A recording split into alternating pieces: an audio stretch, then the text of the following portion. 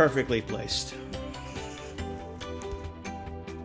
When the store's charging you too much for a product that you don't want to pay for, welders come up with different solutions.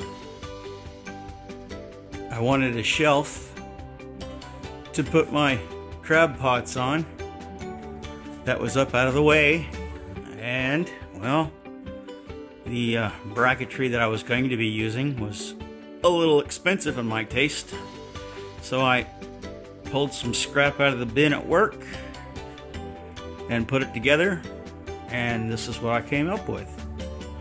Another fun-filled, fantastic day to be a welder.